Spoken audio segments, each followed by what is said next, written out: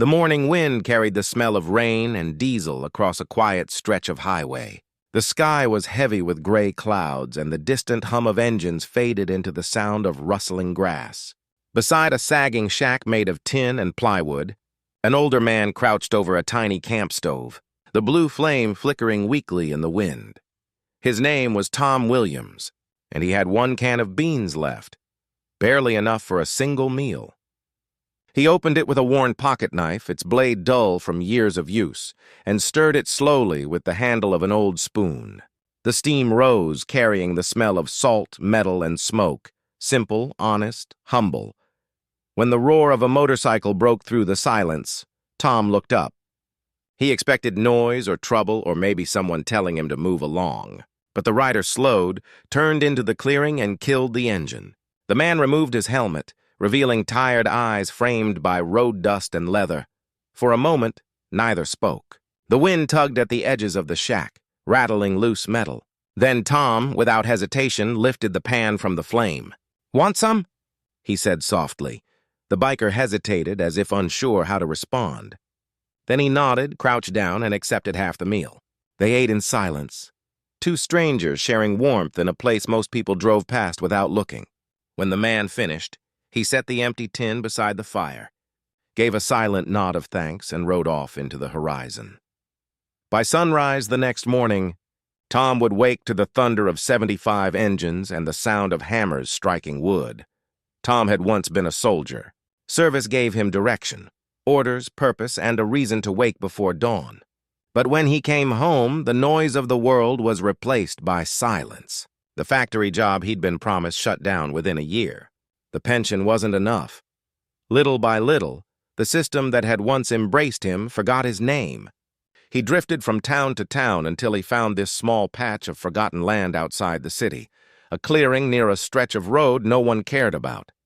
He built his shack from construction scraps and lined it with cardboard to keep out the wind. It wasn't much, but it was his.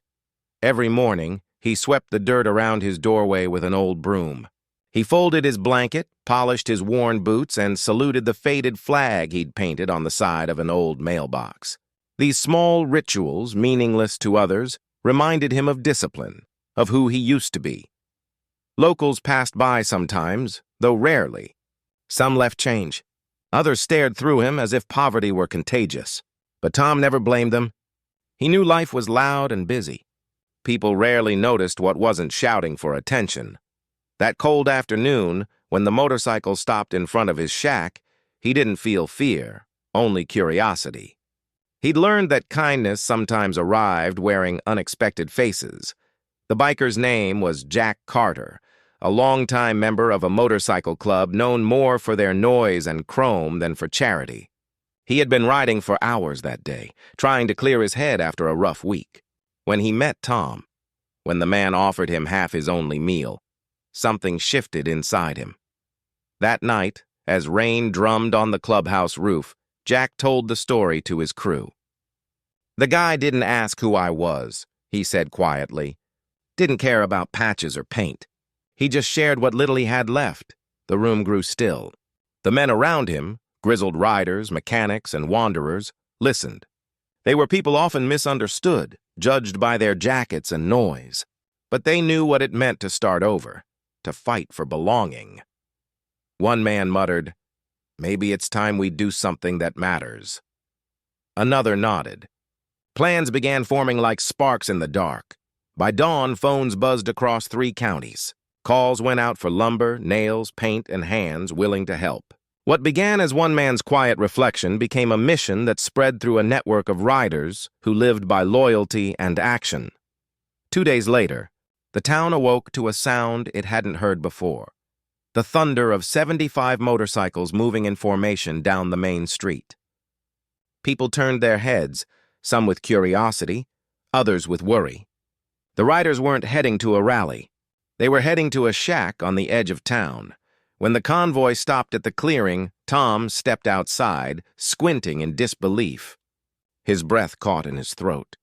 Rows of motorcycles gleamed under the sunlight, and behind them, men and women unloading trailers filled with wood, tools, and supplies. Jack removed his helmet and smiled. "Morning, brother," he said. Tom tried to speak but could only shake his head. "I don't need—" Jack raised a hand. "You gave what you had. Now it's our turn." Then the sound of hammers filled the air.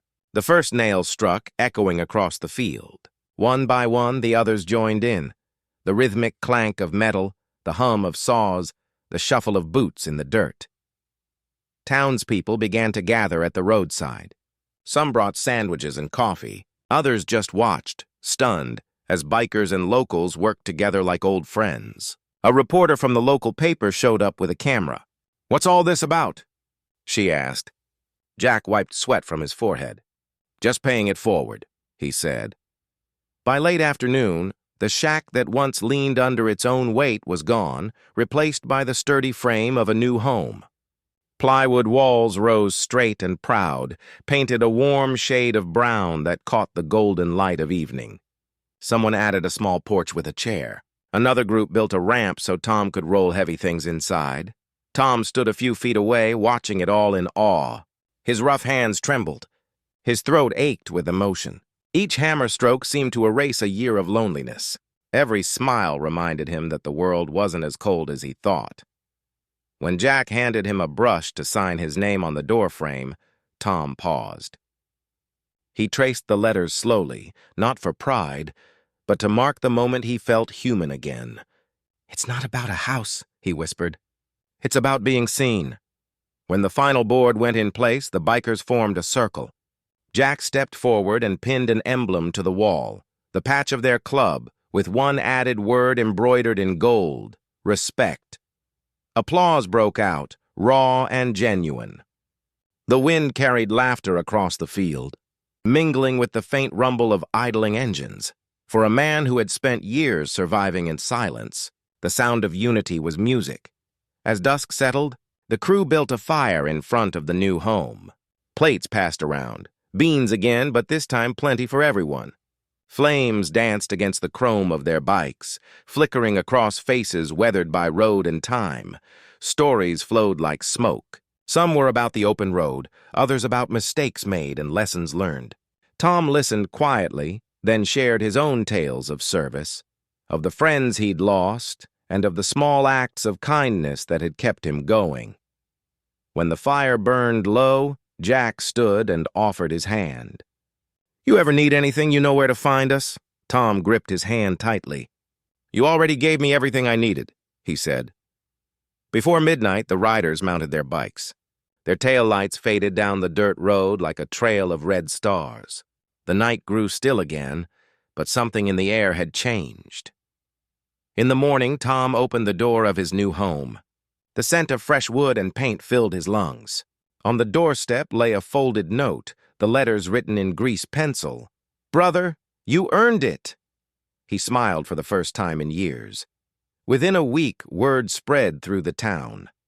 The local paper ran a headline that read, "One meal, 75 hammers."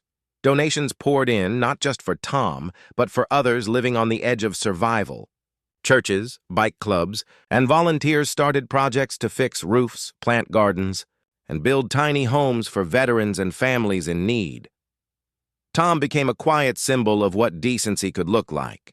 Not a hero, just a reminder that kindness is contagious. When people asked why he shared that meal, he always answered the same: "Because someone somewhere once shared with me." Years later, travelers still stop along that same quiet highway. They see the little wooden house standing proud beside a rusted mailbox with a hand-painted flag. Some leave flowers or coins, some stand there silent, thinking. If you look closely, you'll notice more than wood and paint. You'll see fingerprints of 75 people who decided to care. You'll see proof that decency still echoes louder than judgment, that one small act of generosity can rebuild more than a house. Maybe that's what the road keeps trying to teach, that every time we choose empathy over indifference, we rebuild a little piece of the world, and in doing so, we rebuild ourselves.